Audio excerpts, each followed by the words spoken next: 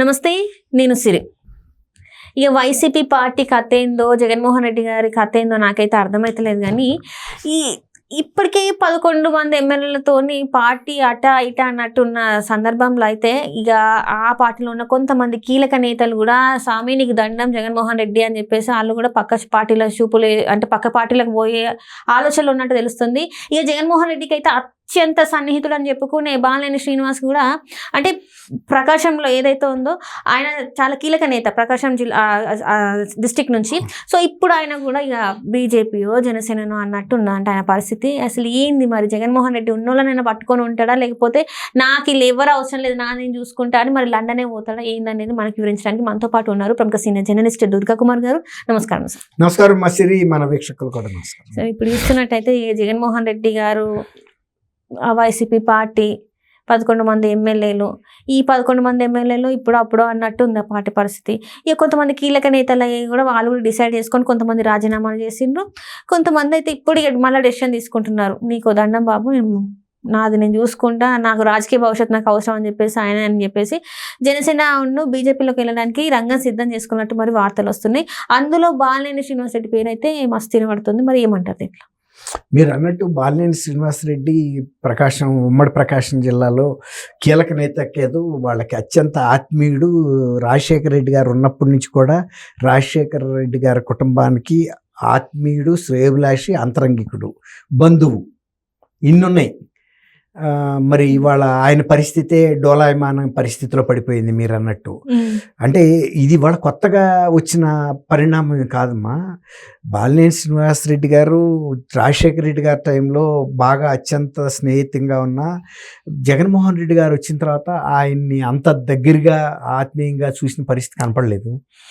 కొన్నిసార్లు ఆయనకు వ్యతిరేకంగా జిల్లాలో గత ఎన్నికలకు ముందు ఆయన ఒక భూ కబ్జాదారుడని పార్టీలోనే ఒక వర్గం వాళ్ళు దుష్ప్రచారం చేస్తూ ఆయన మీద కుట్రలు చేస్తున్న టైంలో కూడా ఆయన తనకున్న ఇబ్బందిని చెప్పుకోవటానికి స్వయంగా తాడేపల్లి ప్యాలెస్కి వచ్చిన సందర్భంలో జగన్మోహన్ రెడ్డి గారు వ్యక్తిగతంగా ఇంటర్వ్యూ ఇవ్వకుండా ఆయన బయట హాల్లో కూర్చుని ఉండగానే కబురు వెళ్తే నన్ను కాదు కలిసేది, వెళ్ళి సజ్జల నేను ఐఏఎస్ ఆఫీసర్ ఒక ఆయన ఉండేవాడు ఆయన కార్యాలయంలో, ఆయన్ని కలవమని చెప్పాడు. యాక్చువల్గా తను వచ్చిన కారణం ఏంటంటే వ్యక్తిగతంగా కలిసి చెప్పుకోవాలనేది. అంతకుముందు ఆయనకు ఆ యాక్సెస్ ఉండేది, అపాయింట్మెంట్ కూడా తీసుకోవాల్సిన అవసరం లేదు. కానీ అంత చేసేటప్పటికి ఆయన ఒకసారి షాక్ తిన్నాడు. నాకు వ్యతిరేకంగా పార్టీలో ఇట్లా జరుగుతుంటే నేను ఇంత ఆత్మీయుడు, ఒక రకంగా ఒక మేనల్లుడు లాంటి వ్యక్తే జగన్మోహన్ రెడ్డి గారు, అంతకన్నా ఎక్కువేం కాదు. ఏ టైంలో అయినా కూడా గేట్ తోసుకుని డోర్ తీసుకుని వెళ్ళగలిగే అంత స్వతంత్రం ఉంది. కానీ ఆయన ముఖ్యమంత్రి అయిన తర్వాత ఈయనకి ఇచ్చే ట్రీట్మెంట్లో, అందరికి ఇచ్చే ట్రీట్మెంట్లో ఎలా తేడా వచ్చిందో బాలినేని శ్రీనివాసరెడ్డి గారిని కూడా అదే కోవలో కట్టేశాడు ఆయన. అది ఆయన కొంచెం మింగలేకపోయాడు, ఆయనకి జీర్ణించుకోవటం కష్టమైంది. అట్లా కొన్ని అవమానాలు అప్పుడు పడ్డాడు.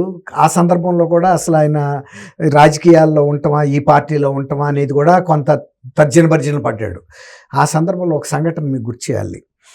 ఎట్లా అంటే ఆయన విజయం గారికి కూడా బాగా దగ్గర బంధువు. విజయం గారు వైవి సుబ్బారెడ్డి గారి వాళ్ళ మదర్కి సంబంధించి ఏదో ఆరోగ్యం బాగోపోతే పరామర్శించడానికి వెళ్ళిన సందర్భంలో ఒంగోలులోనే ఉంటాడు కాబట్టి ఈయనింటికి కూడా వెళ్ళింది. ఎట్లాగూ నేను ఒంగోలు వచ్చా కదా శ్రీనివాసరెడ్డి గారు వాళ్ళని కూడా పలకరించడానికి. సరే శ్రీనివాసరెడ్డి గారి ఇంటికి వెళ్తే ఆయన ఆ సంఘటన, ఇప్పుడు నేను మీకు చెప్పిన సంఘటన చెప్పాడు. నన్ను ఇలా ట్రీట్ చేశాడు జగన్మోహన్ రెడ్డి, నేను చాలా బాధపడ్డాను. ఇదివరకు నాకు ఎంత ఆత్మీయంగా ఉండేవాడు, మీ కుటుంబానికి ఎంత శ్రేయోభిలాషిని, నేను మొట్టమొదట పార్టీ పెట్టగానే చేరిన వ్యక్తి, అప్పటికే ఆయన ఎమ్మెల్యేగా కూడా ఉన్నాడు.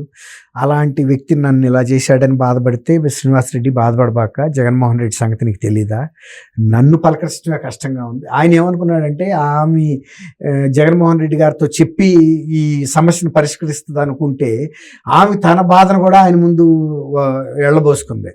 నా పరిస్థితి కూడా అంతకన్నా హీనంగా ఉంది, నన్ను కూడా పలకరించడం, ఇంటికి వెళ్తే కూడా పలకరించడం కష్టంగా ఉంది. షర్మిల విషయంలో కూడా ఏం జరుగుతుందో అందరికీ తెలుసు, ఆస్తులకు సంబంధించిన వ్యవహారాలు ఏవో వాళ్ళ కష్టసుఖాలన్నీ చెప్పుకుని జగన్మోహన్ రెడ్డి ఎంత అంటి ముట్టినట్టుగా ఉంటున్నాడు, అందరినీ కూడా అలాగే వ్యవహరిస్తున్నాడు. అంతెందుకు, నేను ఒకసారి మైసూరారెడ్డి గారిని నేను స్వయంగా కాచిగూడ రైల్వే స్టేషన్లో అడిగాను. మేము జర్నలిజంలో ఉన్నప్పుడు రిపోర్టర్గా రాజశేఖర రెడ్డి గారిని రాజశేఖర రాజశేఖర్ అని పిలిచేవాడు రెడ్డి గారు. మైసూరా రెడ్డి గారిని మైసూరా అని పిలిచేవాడు. వీళ్ళిద్దరి మధ్యలో ఒక ఫ్రెండ్లీ అట్మాస్ఫియర్, ఒక బ్రదర్స్ లాగా ఉండేవాళ్ళు. ఇద్దరు డాక్టర్సే, ఇద్దరు పక్క నియోజకవర్గాలు, కమలాపూర్, పులివెందుల, సామాజికంగా కూడా ఒకే స్థాయి కుటుంబాలు. అలాంటిది ఒకసారి నాతో ఎవరో చెప్పారు, మైసూరా రెడ్డి గారు వైఎస్ఆర్సీపీలో చేరితే బాబు జగన్ అని పిలిస్తే సార్ అనమన్నాడంట. నాతో ఎవరో మా కొలీగ్సే చెప్పారు. చెప్తే నేను ఉండలేక, మేము కూడా మైసూరా రెడ్డి గారితో వీళ్ళతో మేము సన్నిహితంగా ఉంటాం కాబట్టి ఏమి రిజర్వేషన్ ఉండదు. నేను రైల్వే స్టేషన్లో నేను కడప వెళ్తున్నప్పుడు, అప్పుడు ఎక్స్ప్రెస్ ట్రైన్ ఉండేది ఈవినింగ్. నేను అడిగా, మైసూరా రెడ్డి గారు మొన్న ఈ మధ్య నేను ఇట్లా అన్నాను, మీరేంటి ఇట్లా రాజశేఖర రెడ్డి గారితోనే సమ స్థాయిలో ఉండేవాళ్ళు అంటే ఆయన నవ్వేశాడు, ఏం చెప్పలేకపోయాడు. అంటే ఆ తర్వాత ఆయన వెంటనే మా పార్టీ నుంచి బయటకు వచ్చేసాడు. నేను అన్నా, మీరు ఎట్లా చేరారు అని. ఎందుకంటే ఆయన స్థాయి రాజశేఖర రెడ్డి గారి స్థాయి.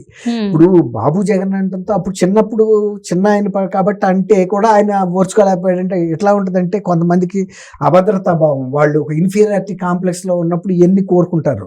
అదే సుపీరియారిటీ కాంప్లెక్స్ లేకపోతే ఒక నార్మల్ పీపుల్కి ఇవన్నీ అక్కర్లా. ఆయనకి ఏంటంటే మళ్ళీ ఎవరన్నా చూస్తే బాబు జగన్ అంటే మళ్ళీ ఇతరులు కూడా పిలుస్తారు, నా స్థాయి పడిపోద్దని ఆయన భయపడ్డాడు. అంతేగాని నా తండ్రి స్నేహితుడు, సమకాలికుడు, ఇద్దరిది ఒకే ఏజ్, ఇద్దరు డాక్టర్స్, పక్క నియోజకవర్గం, ఒక సామాజికంగా కూడా ఒక స్థాయి గల కుటుంబాలు, తప్పే ఉందని అని భావన ఆయనలో లేదు. ఇప్పుడు ఎందుకు చెబుతున్నా అంటే, మీరు శ్రీనివాసరెడ్డి గారిని కూడా ఆయన అందరు ఎమ్మెల్యే లాగానే ట్రీట్ చేశాడు. కానీ మొదటి నుంచి నా తండ్రి టైం నుంచి కూడా పార్టీలో ఉన్న వ్యక్తి, మనం వెళ్ళి వాళ్ళని కలవమంటం ఏంటి, సజ్జల రామకృష్ణారెడ్డి ఆఫ్టర్ ఆల్ ఆయన దృష్టిలో బాలినేని శ్రీనివాసరెడ్డి గారి దృష్టిలో ఎంత, మరి అంత సజ్జల రామకృష్ణారెడ్డికి ప్రాధాన్యత ఇచ్చిన వ్యక్తి ఇవాళ సజ్జల రామకృష్ణారెడ్డి గారిని తీసి డస్ట్బిన్ లో పడేసాడు. ఇవాళ సజ్జల రామకృష్ణారెడ్డి గారి పరిస్థితి ఏంటి? అసలు సజ్జల రామకృష్ణారెడ్డి గారు కూడా ఆయన సామాజికంగాను ఆయనకి భద్రత విషయంలో కూడా కొన్ని అనుమానాలు కూడా వ్యక్తం చేస్తున్నారు. ఎందుకంటే ఈ పార్టీ నష్టపరచడానికి కారణం సజ్జల రామకృష్ణారెడ్డి అనే ఒక లాన్ ఆఫ్ ఫీలింగ్ కూడా జగన్మోహన్ రెడ్డి గారిలో డెవలప్ అయిందని చెప్తున్నారు. అది మనకు తెలియదు పూర్తిగా. ఎందుకంటే మొన్నటిరాక ఇంత ప్రాధాన్యత ఇచ్చిన సజ్జల రామకృష్ణారెడ్డి గారిని మరి సడన్ గా తీసేశాడు అంటే, మరి ఇవాళ ఆయన కూడా ఏదో బర్మా వెళ్ళిపోతాడు, ఇక్కడ ఉండడానికి కూడా చెప్తున్నారు. మరి అక్కడ ఆయనకి ఏమన్నా వ్యాపార వ్యవహారాలు ఏమైనా ఉన్నాయో మనకు తెలియదు. ఒకప్పుడు నాకు సమకాలికుడే, కానీ ఈ మధ్యలో మనకి ఆయనతో టచ్ లో లేదు. ఆయన కూడా అధికారంలో ఉండే వాళ్ళకి దూరంగా ఉంటాను. నాకు అవసరమే ఉంది వాళ్ళతో. మంత్రులు, ముఖ్యమంత్రులే సమానంగా మనం దూరంగా ఉంటాం. మరి ఇప్పుడు చెప్తున్నారు ఆయన, ఇప్పుడు బాలినేని శ్రీనివాసరెడ్డి గారి ఇష్యూ వచ్చింది కాబట్టి చెప్తున్నా, ఇప్పుడు ఆయన కూడా దూరంగా పెడతంతో సజ్జల రామకృష్ణారెడ్డి గారు కూడా వాళ్ళ అబ్బాయిని దూరంగా పెడతంతో అసలు అబ్బాయిని ఇక్కడ లేకుండానే ఎక్కడికో తీసుకెళ్లిపోయాడని చెప్తున్నారు. ఇప్పుడు సజ్జల రామకృష్ణారెడ్డి గారు, ఇప్పుడు ఎవరికైనా రాజులకి ప్రేమ వచ్చినా కష్టం, ఆగ్రహం వచ్చినా కష్టం. వాళ్ళు ప్రేమతో కావలించుకునైనా చంపగలరు, ఆగ్రహం వచ్చి ఉరిశిక్ష అయినా ఇవ్వగలరు రాజులతో. అందుకే అంటారు, రాజుగారి అమ్మాయితో ఆడినా తప్పే, ఆడకపోయినా తప్పే. ఇప్పుడు ఇంత ప్రాముఖ్యంగా ఇన్ని చేసి అన్ని పార్టీలకి శత్రువు అయ్యి ఆయన ఇవాళ జగన్మోహన్ రెడ్డి గారు ఏమన్నా దగ్గరగా చూస్తున్నాడా, ఆయనకి ఏమైనా రక్షణ ఉంటుందా? ఇప్పుడు జగన్మోహన్ రెడ్డి గారితోనే ఈయనకి ఏమన్నా ప్రమాదం ఉంటుందా అనే చర్చ కూడా వైఎస్ఆర్సీపీలోనే జరుగుతుంది. ఈ పరిస్థితుల్లో మనం బాలినేని, ఆయనే కాదు, జగ్గైపేట ఎమ్మెల్యే సామినేని ఉదయభాన్ గారు కూడా పార్టీ మాట్లాడారు. ఆయన కూడా జనసేనలోకి వెళ్ళటానికి నెగోషియేషన్ చేసుకుంటున్నాడు ఆయన అనుయాయులందరితో అని. ఇట్లా చాలా మంది వస్తారు. మీరు అన్నట్టు ఆల్రెడీ రాజ్యసభ మెంబర్స్ మోపిదేని వెంకటరమణ, వేద మస్తానరావు వీళ్ళందరూ వెళ్ళిపోయారు. తర్వాత ఎమ్మెల్సీలు వెళ్ళిపోయారు. రేపు ఎమ్మెల్యేలు కూడా ఇప్పుడు 3 నెలలు మాత్రమే అయ్యింది ఎలక్షన్ అయ్యి, ఇంకా కొద్ది రోజుల తర్వాత ఈ పార్టీ ఉండదన్నప్పుడు ఎమ్మెల్యేలు కూడా వెళ్ళిపోతారు. మీరు ఇందాక చెప్పారు ఎవరు రాజకీయ భవిష్యత్తు వాళ్ళు ఎత్తుక్కుంటున్నారు, అది సహజం. ఇప్పుడు మునిగిపోతున్న పడవలో ఎవరు ఉండమని కోరుకోరు. అంత టైటానిక్కే మునిగిపోతున్నప్పుడు సేఫ్టీ బోట్లో ఎవరికాళ్ళు వెళ్ళిపోయారో తప్పనాడు మునిగిపోయారు. అట్లా అన్నమాట. థ్యాంక్ యూ అమ్మా సిరి, మన వీక్షకులకు.